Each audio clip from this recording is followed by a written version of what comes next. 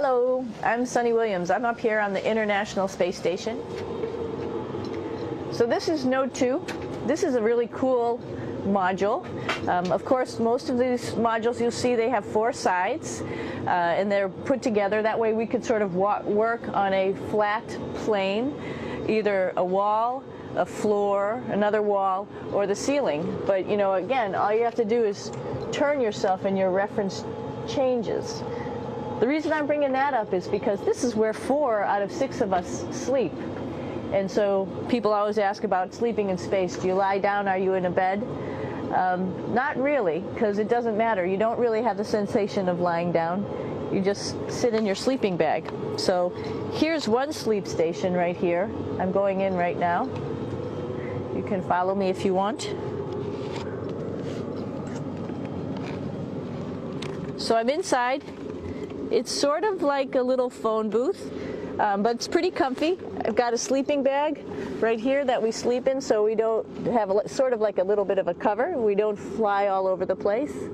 But you know, you can sleep in any orientation. I have it sleeping, feeling like I'm standing up right now, but like you saw, I'm on the floor. But it doesn't matter if I turn over and I sleep upside down. I don't have any sensation in my head that tells me that I'm upside down, so it really doesn't matter. The sleep station is also like a little office. We've got a computer in here. As you can see, we've got a couple little toys. I've got some books. I've got some clothes and other things that make it sort of like home. I'm coming out.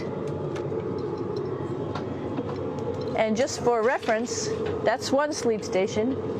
This one's another. Right here. There's one on the ceiling, if you want to call it. Right here. And then there's a 4th on the other wall over here. So all of us sleep in a little bit of a circle. All right, come on back. There's more to show you.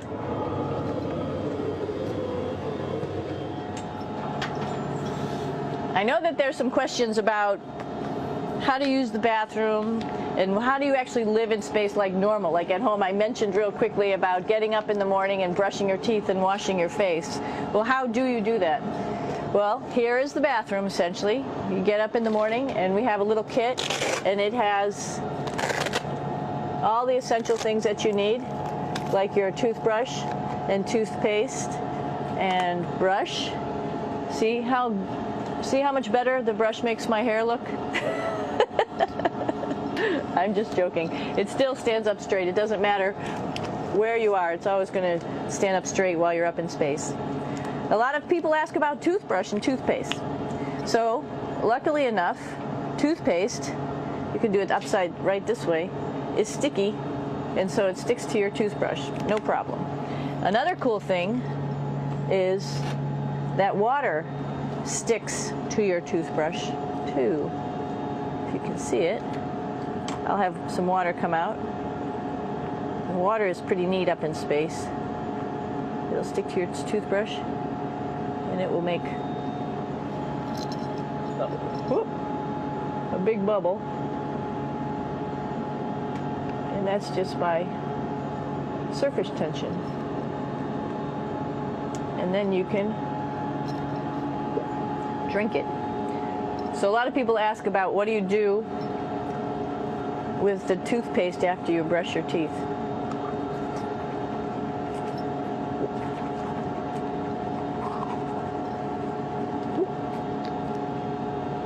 Two options. Swallow it, and it's sort of like mouthwash, but it tastes a little gross. Or you can just spit it out in a paper towel, and then you don't have to worry about it. Swallowing thing I wouldn't recommend at home. I'm only up here for 4 months, so it's not that bad. One of the most pressing questions about living in space, of course, is the bathroom. So let's take a look at that little piece of work. Come on in.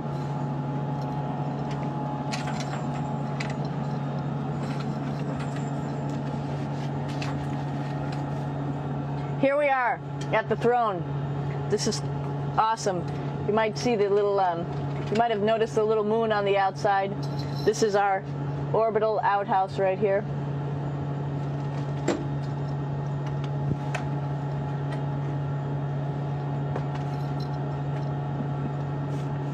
And of course, it serves for two functions. Number 2, right here. I'll show you. But you see it's pretty small, so you have to have pretty good aim, and you be ready to make sure things get let go the right direction. And it smells a little bit, so I'm closing it up. And that's of course for number 2.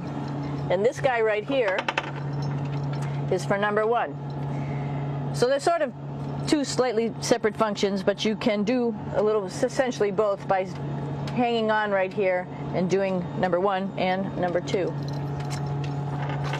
I might add it's color coded so you really don't get it mixed up, which is nice. This is yellows for number 1.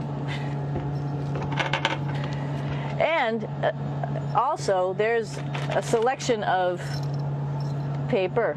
People always ask about toilet paper. What do you do with toilet paper? What kind of toilet paper do you have? We have gloves just because sometimes it does get messy. We have some Russian wipes, which are a little bit coarse if you like the coarse type of toilet paper. We have some nice tissues, which are nice and soft if you like soft toilet paper. We have Huggies, just for any cleanup. You know, we were all babies once, and this sort of helps. And then if things get really out of control, we have disinfectant wipes, just to make sure we clean up here. Because, you know, just like the water I showed you, the number 1 stuff can sort of go all over the place if you don't aim correctly. And did I mention both of these have a little bit of suction, so they should keep things going in the right direction. But like I said, sometimes things get a little out of control if you are out of control yourself flying around. So we have lots of protective stuff. And of course, you do have your privacy. There's a little door.